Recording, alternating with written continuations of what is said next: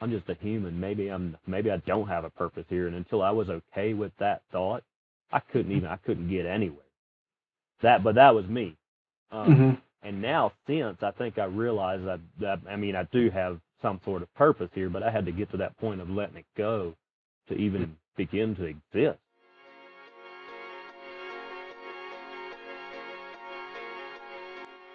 So I just want to give everybody a brief introduction on what this conversation is. This is a conversation with my good friend Ben. This was not intended to be an interview. It was just something that ended up turning into a pretty decent conversation. I planned on uh, talking to him for the channel in the future. And we were just kind of testing out, equipment and his internet connection and all that kind of stuff.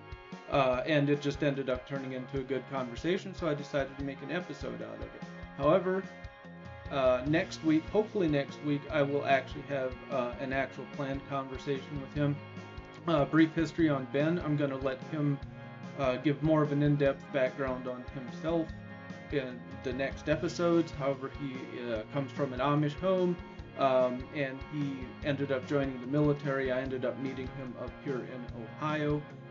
In between him leaving the Amish, kind of leaving home and joining the military, and we kind of stayed in touch through those years of him being in the military.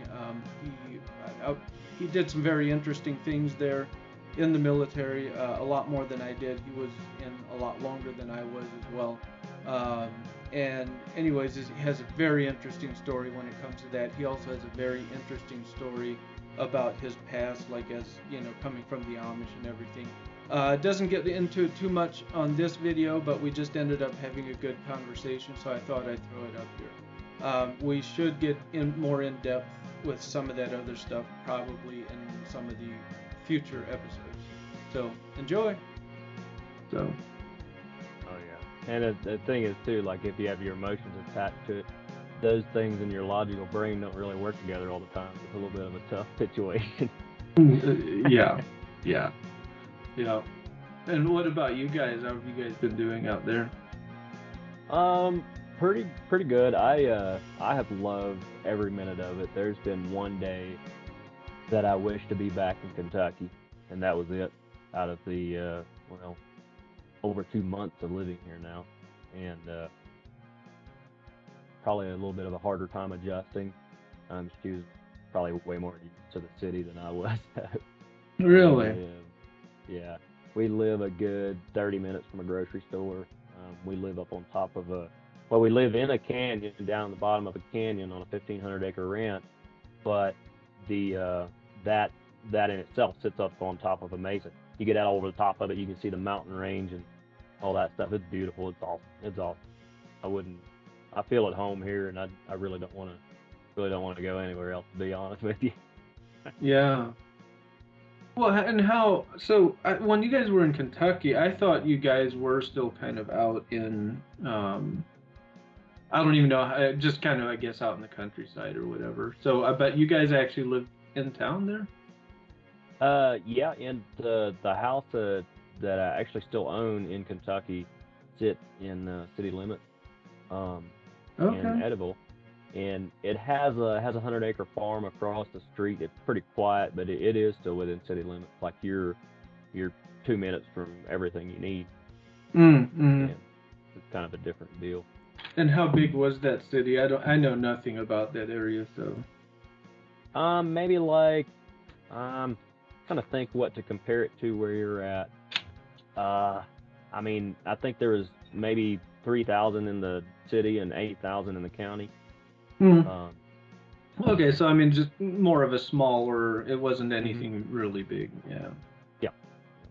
Yeah. And how close was that to your parents then?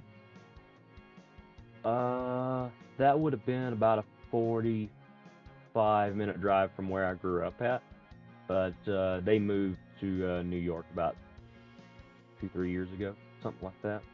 And Oh, really? yeah, yeah. You probably told me about it and I just forgot about it, I guess. But for some reason, I thought your family was still in Kentucky. Um, no, they moved out of there about 3 years ago, something like that. I've seen them. one time since when I went to go pick up one of my brothers about a year and a half ago, and um, yeah, So they moved out of there when you were in the army and went up, yeah, or yeah, you were still in the army when they would have moved up there. yeah. Then they moved up there, and another one of well, two of my siblings left from up there. Three of them left from up there. There's only one left at home. Um, Really?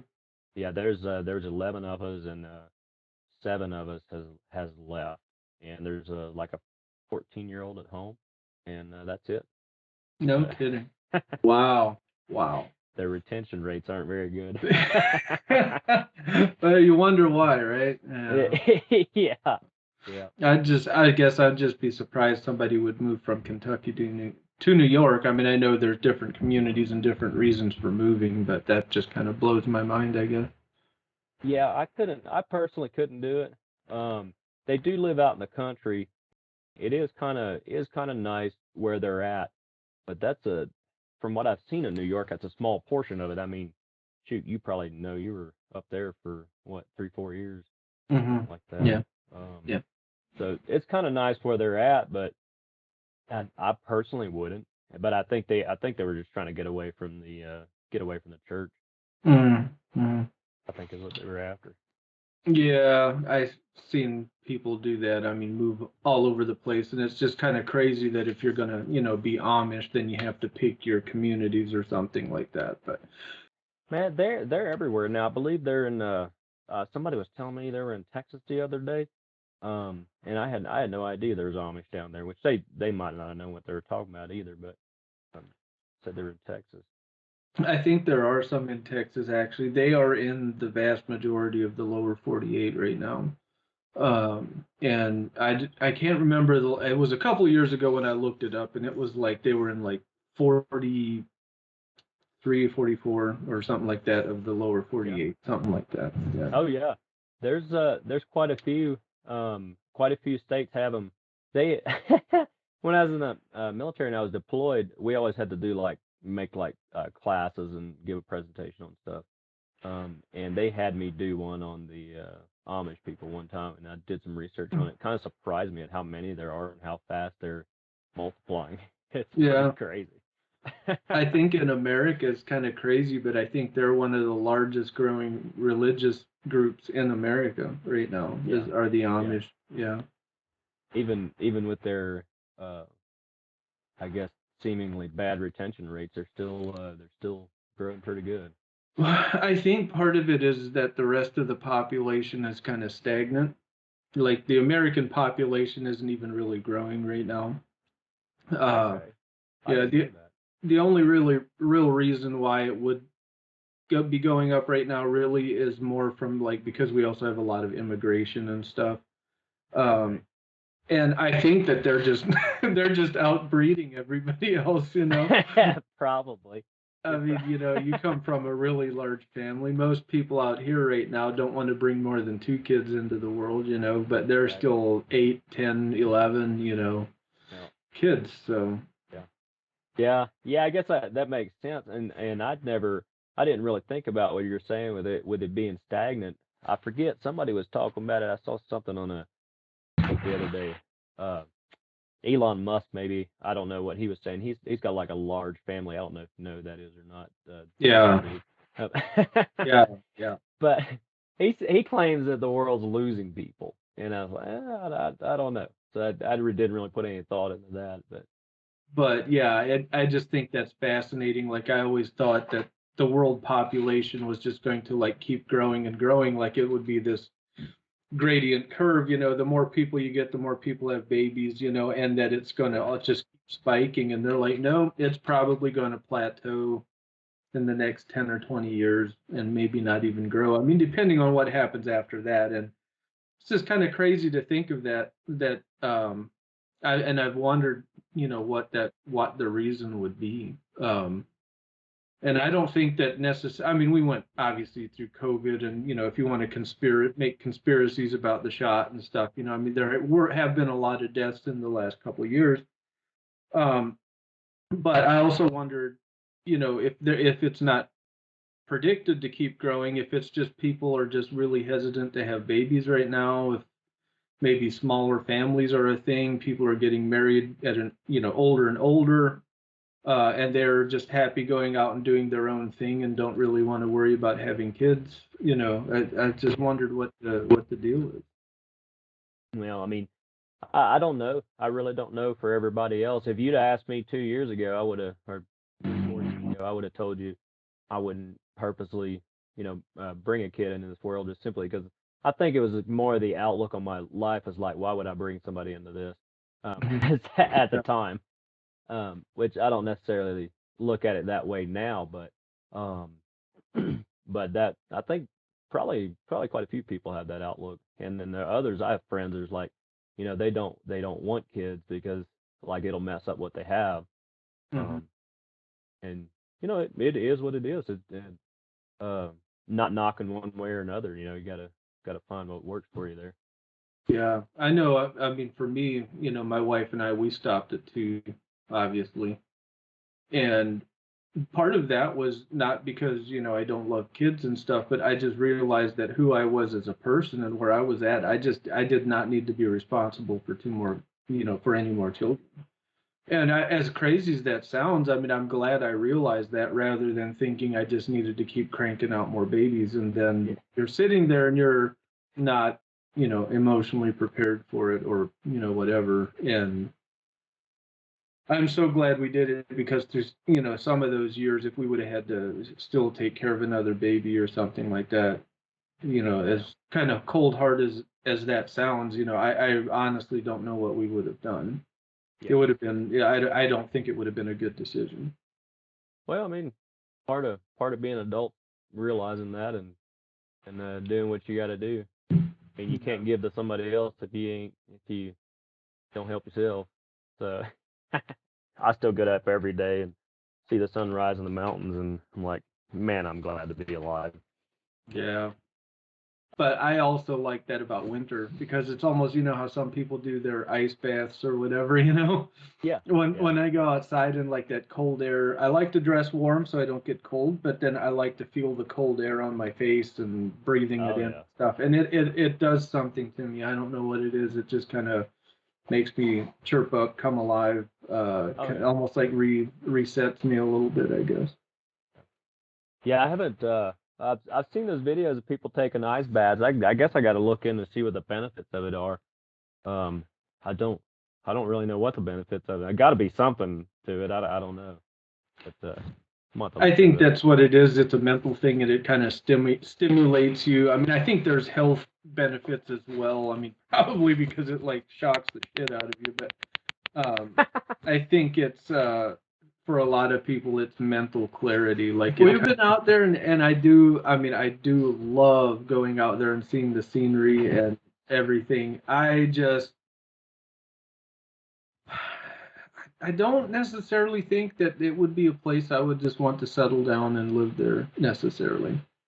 Yeah, yeah. That's a lot of people. It's like they love the vacation here, but they wouldn't want to live here. But Yeah. here where we're at, especially here. I mean, it's a lot of what I was used to. A lot of horses, a lot of cows, a lot of way back in the boonies and all that stuff. I don't know. I click with it pretty well. Yeah. Yeah.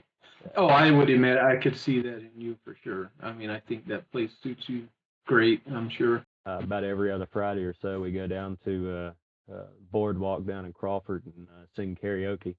Oh, About no, every other Friday or so. oh, that's awesome. So you both sing karaoke. No, she doesn't. She's never gotten into singing or anything like that. Which I'm not really any good at it, but I was like, you know what?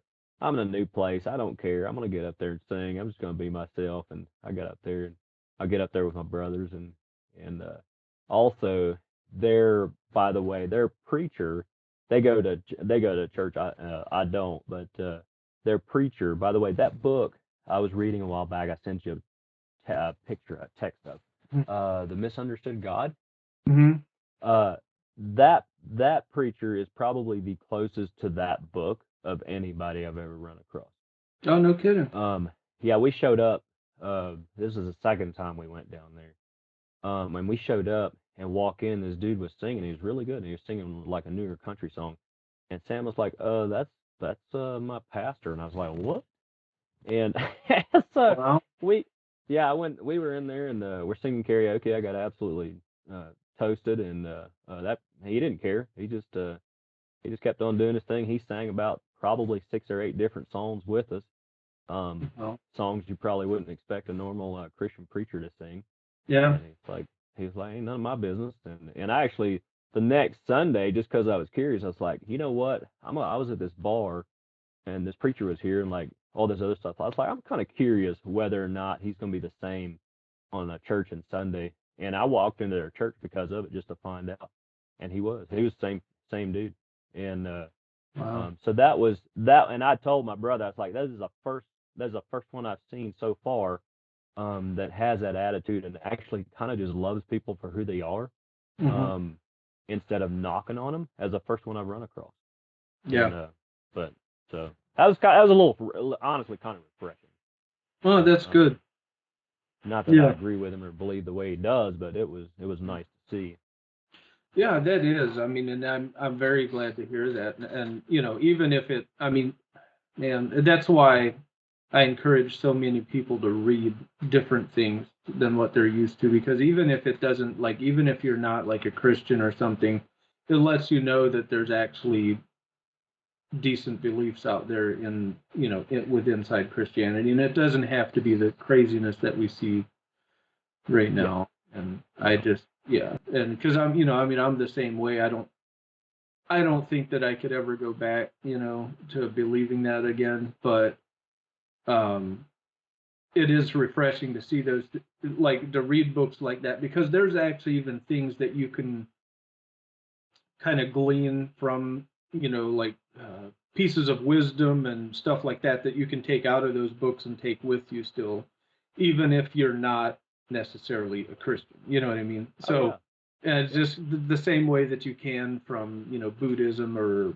you know, any other Hinduism or whatever. You can take little bits. And I think the part that kind of makes me sad is that even here in America, where we're supposed to be so free to have whatever religion we want, it's like you have America and or you have Christianity, and that's about it. And then so a lot of people don't know what to fill in those gaps with when they leave. Like, so they're just like, well, what do I do now? And they don't really have any other options, you know. And that's the yeah, part that I don't like. yeah. Um, and when you're, and I know how it works is like I was there. I mean, shoot, 3 4 years ago, that was me. You know, like you're in that, and you think everything you believe politically and everything else revolves around that. And you think everybody's coming to take it away from you when in fact like everything here revolves around that religion. I think was set up around that religion.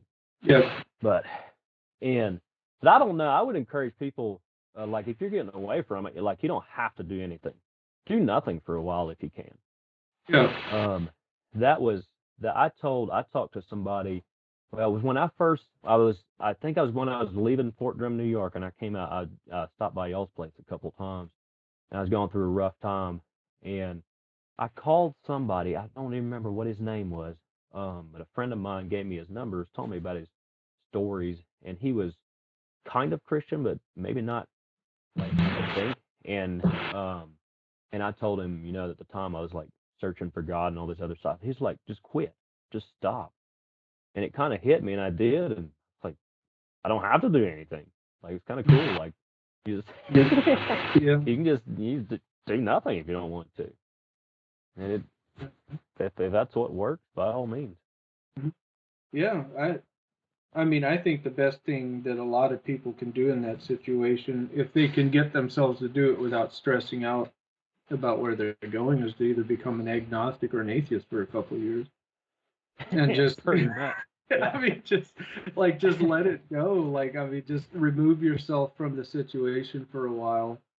And you know, I had to tell myself that even when I was a Christian, was that, you know what, if I can't sit here and if God can't realize what I'm going through and kind of hold me through that time. Like even if even if there is something like a hell, and even if this God is real, he has to be big enough to understand when I'm struggling, Yeah. and to just let it go and not worry about where I was going, if I was going to hell or not. I was like, because I just can't do it. Like I just had to let go of everything. Oh yeah. And Yeah. yeah, gave Yeah. me a lot of clarity too. Oh yeah.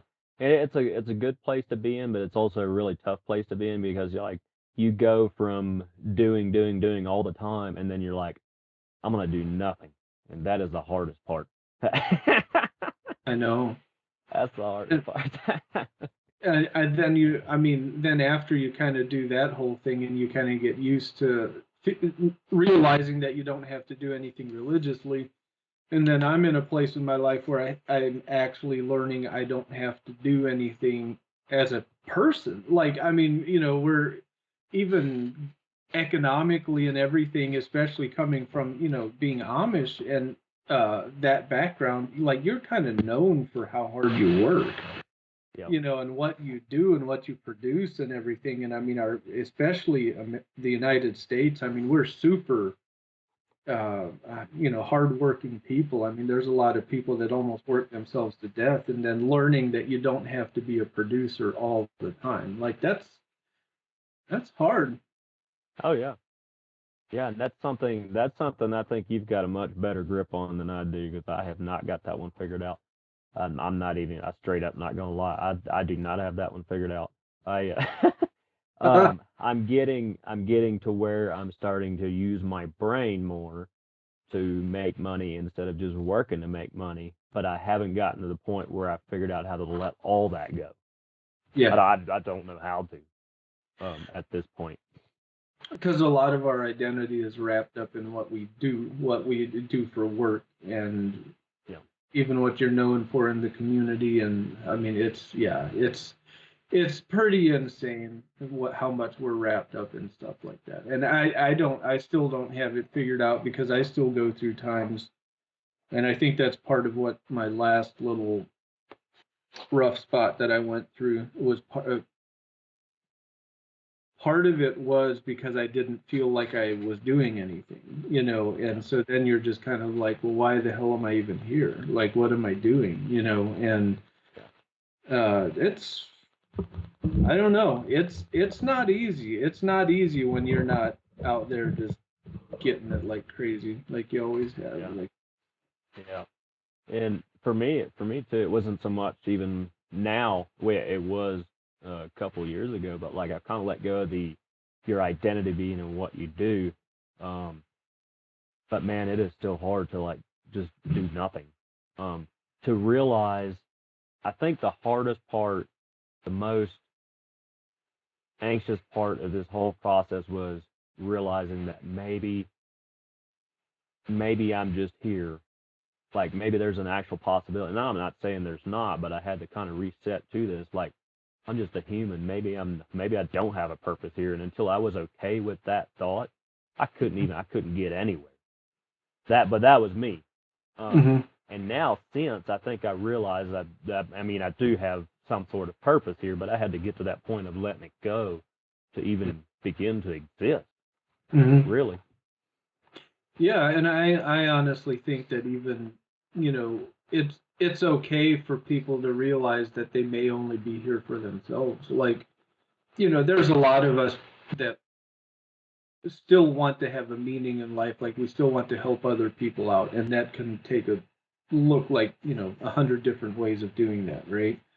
But I think for some people, if you're literally just have the view of, I need to be here because this is my experience, and for whatever reason, I just need to focus on myself, while I'm here. I Yeah. mean, that's fine. Like I don't think that people always need to feel like their life has to revolve around other people all the time. Well, yeah, and I would agree with that, and I would go so far as to say that it's possibly not completely healthy for your life to completely revolve around others all the time. Um, they, At least for me. I can't speak for everybody. I'll have to speak for myself here. I'm not gonna speak for anybody else. But for me, like if my life, and it used to, and it was not a good place to be in. But I finally got to the point where it's like, if I cannot fill my own bucket, I don't give to anybody else. If I'm Mm-hmm. not okay, I don't give. And it because at the point you're giving and you're helping and you're not okay and you don't have enough to give, um, a lot of times, for myself at least, I was finding myself at a spot where I was feeling resentful that I was giving to people and I had nothing to give. And so I had to get to the point where you fill your own bucket first. But now, after you start doing that, I mean, you can genuinely give to people and not be resentful, and you're just giving because you love them and you want to give to them. You expect nothing back. Um, so to me, it's a healthier spot to be in, but that's just me. Everybody has a different walk. So Man, I think that's wonderful. I never even thought about it that way. And I think you kind of put some words to stuff there that, I mean, it makes total sense.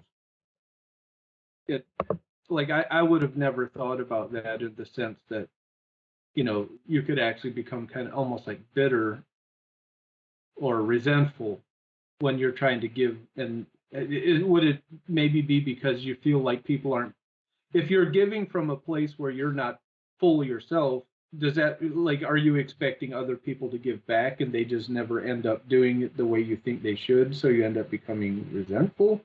Or how does that work? yeah, I mean, that's probably a whole different conversation in itself how you even get to that. But yes, for me at least, it's like you don't you want to give. Like I left the Amish, like I was wanting to give to people that left, and I did. But then I dug myself into a hole, whether it was money, whether it was something else, and then in the whole process, eventually you find yourself getting resentful and a little bitter. And I'm like, how did I get here? And it's like, oh, maybe I didn't take care of myself. Um, and that I mean, it took 9 years to come to that realization, um, but yeah, I think it's kind of the whole process of it. You give and you give and you give and you have nothing left. Um, and you're just giving everything you got, whether it's mentally, emotionally, whatever. Eventually, something's got to give. And I think in the process, a lot of people just end up getting miserable.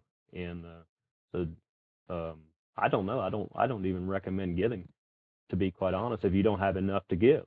Yeah, Um, yeah, and that may sound selfish as all get out, but it is what it is. If you can't give without strings attached, if you can't just give because you want to give, but don't do it. yeah. Don't do it.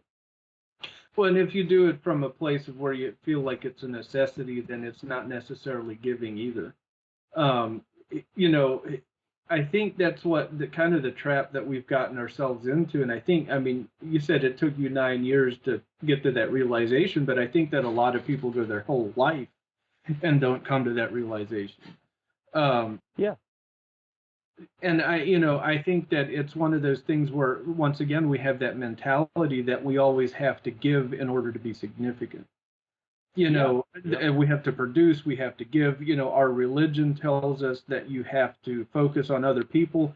And coming from your background, my background too, I mean, you're almost taught that if you do anything for your own pleasure, for your own benefit, like it's just completely for yourself, then you're being selfish, that you're not supposed to do Yeah. that. Yeah. Yep. And so I actually think that more people need to come to that realization, and then we need to realize that we're valuable just simply because we exist. Yep. Just simply Yep. because you're a human, you have an inherent value that is unreplaceable, and it's not necessarily because you're doing anything. Yeah. Yeah. Yeah. And there's always a problem when you wrap yourself up in somebody else other than yourself and what drives you, I guess.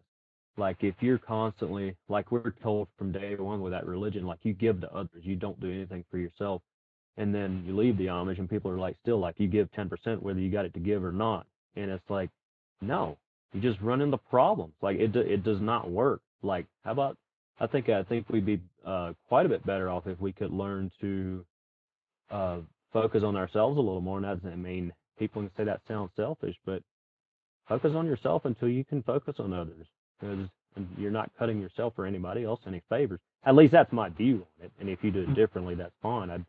it doesn't matter. That's my personal view on it. Like, so if you're actually giving from abundance because you're full yourself, because you're whole, you're happy, you're joyful, you're actually loving other people, you're going to be able to give more, you're going to be able to give better, you're going to be able to give without running yourself into the dirt. Yep. And so it actually does take a self-introspective focus before you can honestly really do anything really with meaning, honestly. It's almost like, it's almost it, and I'm not saying this to get people to produce, but you can actually, if you stop producing long enough so that you can get better, you can actually outproduce what you did before. It's Later, yeah. kind of, it does almost like a full circle again. Like, yeah. Oh yeah. Oh yeah, and you'll get, if you start giving out of abundance too, is like you'll get to the point where you actually enjoy giving a lot more, and you just want to do more and more of it. And it's like, um uh we're uh we were just having that conversation a little earlier about how to get out of the rat race of economics and all that stuff a little bit. Not saying I haven't got it figured out, but I want to. I like giving enough to where I want to get to a point where I can build enough to where I can give away so massively that it's unfathomable, like it's ridiculous. That's where I want to be at. Will I make it? I don't know. I really don't know. But I'm gonna take care of of myself and make sure I'm in a position to be able to do that. So I love doing it. It's kind of selfish. Giving at the end of the day out of abundance, it's a little bit selfish because you're doing it for yourself at the end of the day too. You have more fun with it than everybody else does. So. And really, I mean, if you think about it, what's this life all about, though? It's about you. I mean, I fully believe that after you die, wherever you end up going, um, ultimately, it ends up you're going to take these experiences with you. Oh yeah. And so, really, it is about you. Like, it's about the experiences that you have that are going to teach you, that build your character, that are never going to go away. And so I fully believe that as much, I do believe that there's a reason why we love helping other people so much. I believe there's an extreme value in that, but yet I think that we need to remain centered on the fact that this is ultimately about you. Yeah. Oh yeah. Yeah. And yeah, that gave me a thought too, as I was having a conversation with somebody else um a couple months ago. It is about you because what if you're here while you're on this earth? What if when you're here, um this is basically a school essentially. Like you leave here with your experiences and move on to the next one, whatever is after this, and you take, like you were saying, you take it with you. Yeah. It's a school. I mean, it's not, can't, don't really try to look at it as good or bad. It just, it is what it is. You've learned what you've learned, and you take it with Yeah. you. That's how I prefer to look at it. But um, I don't know. I mean, I guess what I believe in is really not going to change reality, but I don't. Well, I don't. I kind of tend to think. Well, yeah. Anyways, that goes into a much bigger conversation. But I think that if everybody comes to certain realizations, it can actually change reality. But Okay. I think that's part of evolving and evolution or whatever, of I being got able to kind of create realities and stuff. But that's getting off into the weeds and stuff. That uh, yeah, that part. I think that is something that, Christianity teaches a lot of people, that, when you die, you're all of a sudden going to leave everything behind here. And it's almost like you're you. going to become a different person, like a more pure version of who you are here, like this perfect person, right? And Yeah. I'm like, no, Yeah. I think that when you go, I think for a lot of them, that's an easy, like, the easy button that Staples used to advertise, or, Yeah. where you Yeah. just kind of escape immediately out of your current problems. And I really think that when you leave here, you still continue being yourself. Oh yeah. And and if you don't deal with your shit here, then it's going to follow you there. Oh, And it'll get you one way or another. It'll get you. yeah, but yeah, I think I actually don't even like the idea anymore of like dying and going to some utopian paradise where Yep. I quit being myself. Where, I mean, this world has to mean something other than, just becoming saved or whatever. And it, like, if it doesn't, then this was the cruelest joke anybody could ever play on something. Yeah, it's kind of like, and when you're in that, like, you're just basically, you're scared to die, but you're waiting to die so you can basically go sit on a cloud and eat donuts and drink coffee for the rest of your life or whatever else. You know what I mean? Like, it it doesn't compute for me anymore. It's like, no, how about I deal with my crap, because if I don't, I'm gonna have to deal with it somewhere else, and I'd rather just deal with it. And if So if people want to talk about whether, obviously I don't believe in a hell like the hell of like Christianity, but if there would be such a thing as a hell, would be to think that you are going to close your eyes and die, and then you're going to wake up like in the lap of God or something, in this yeah, awesome place. And then you get there and you're just like, but why do I still have this anxiety? Why do I still have this bitterness and anger? Why am I still not happy? yeah. You want to talk about somebody that's going to walk through hell is when they get there and they realize that now they still have to deal with all their shit before they can be happy. That's gonna suck. That's gonna suck. Really bad, Uh, yeah. yeah, yeah, yeah. And as much as I wish that wasn't that was the case, that you could just go and leave it all behind and it's over. I don't know that it is. I mean, I can't. I guess I can't sit here and definitively say that I know that it isn't either. But Yeah. I like, at least in my personal experience, like, you got to deal with it at some point. I'd rather deal with it now. Like, Yeah. just deal with it now, because it just compounds on itself if you don't. Yeah. It just gets worse. Yeah, and I agree with you there. Like we can't definitively say that there is anything after this or what is comes after this life.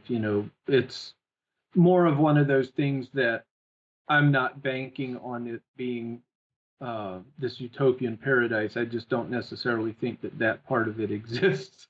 Yeah, Like yeah, this traditional heaven, and there might be nothing. And you could be, but I'm also not going to go through this life feeling like shit, thinking I'm going to yep, get rescued. Like it's yep. just, That's just gonna make for a crappy life. And even if you die and there's just nothing, you're just gone. Like, man, you ain't even gonna care. You ain't gonna know. So why does it matter? yeah. It's like I had somebody say something, and it was just in a random conversation. He slipped it in, like, didn't even think about it, and it didn't even click in my brain until he said it. But it was something like, sitting there talking about, whether you exist after this life or not, and said something about, well, what about this thing that happened like back in 1981 or something? And I'm like, I don't know. Like I wasn't alive then. He said exactly. Yeah, He said it doesn't matter. Like it he's like doesn't you matter. were. Yeah.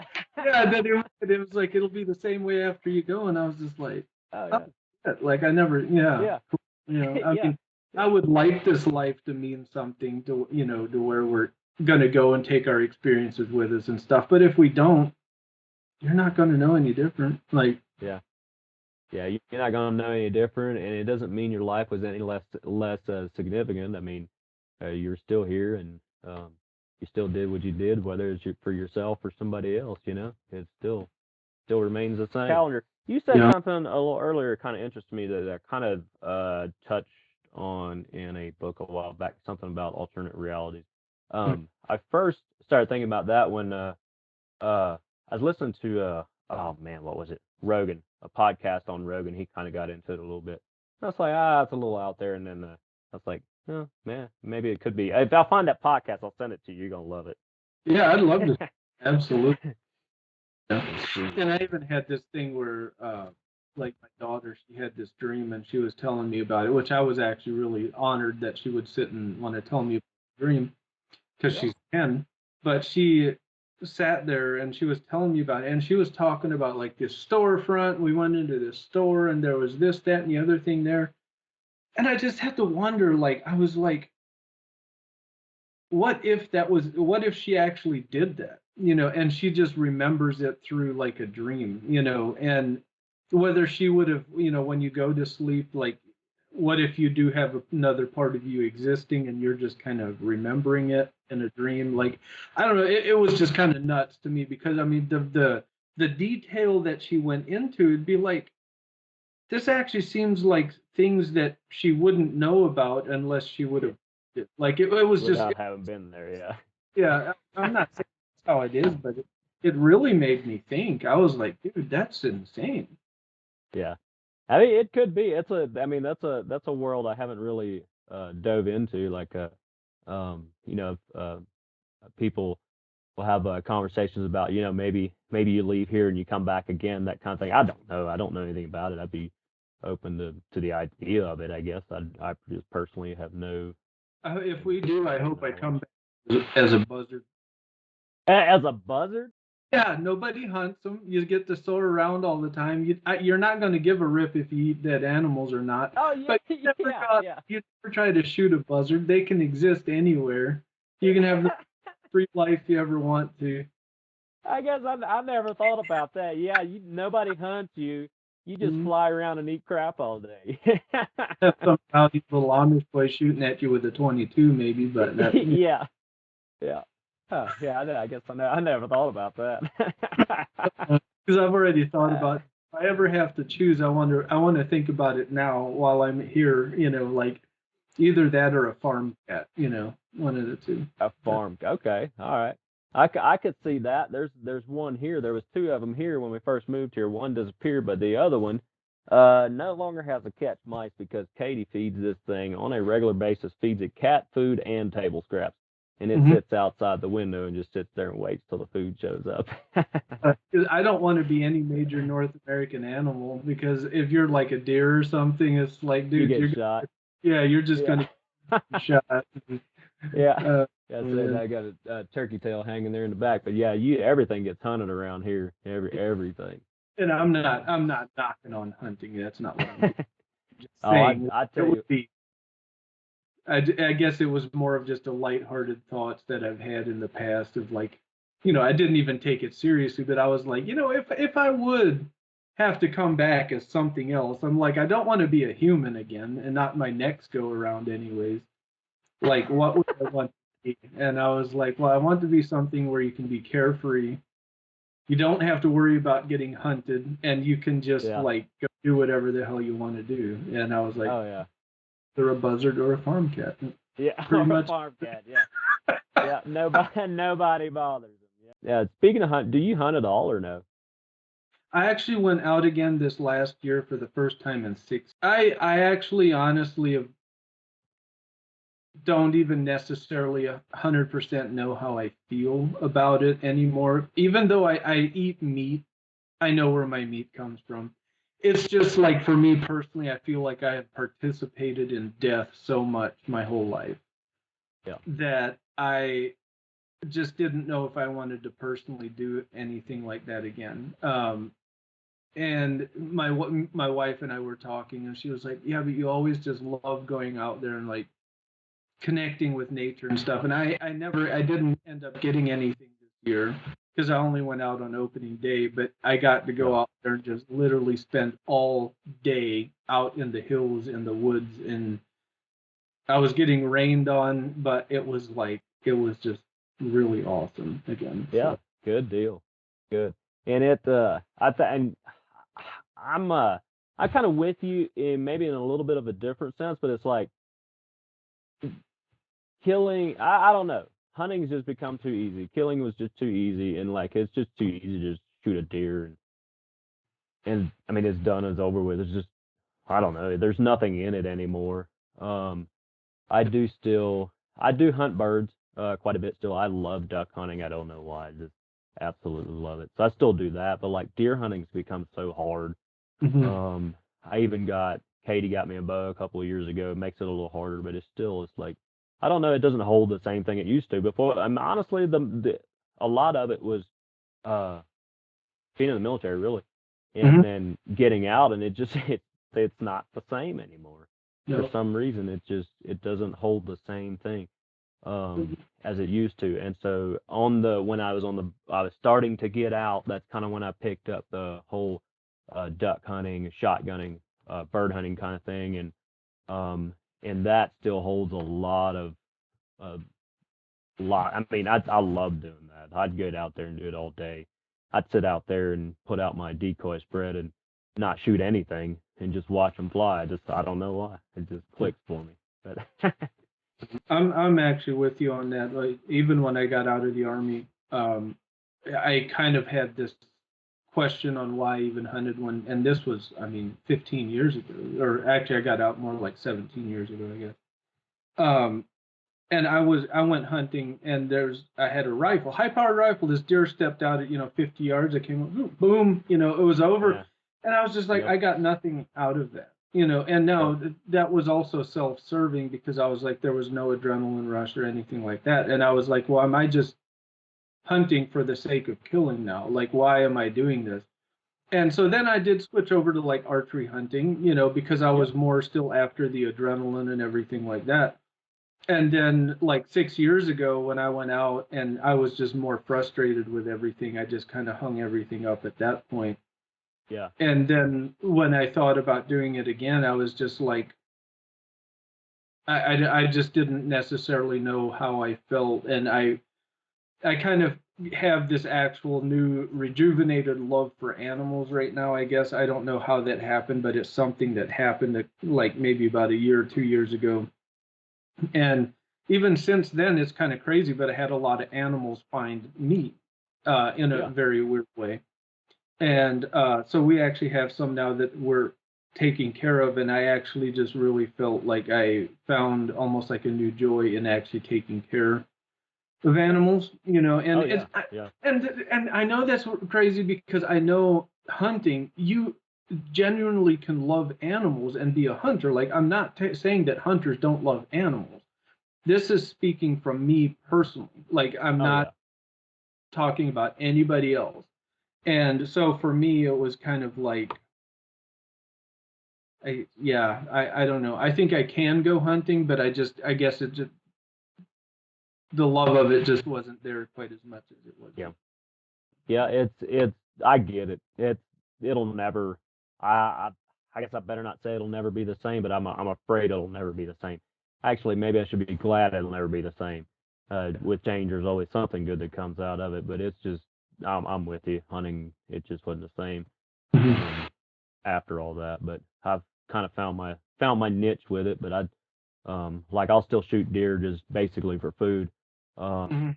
sometimes, but and I hunt birds for the experience still. For some reason, it still works for me. So Absolutely, man. Hey, I appreciate you jumping on here and just chatting with me for today anyways. So that's oh yeah, pretty awesome that you did that.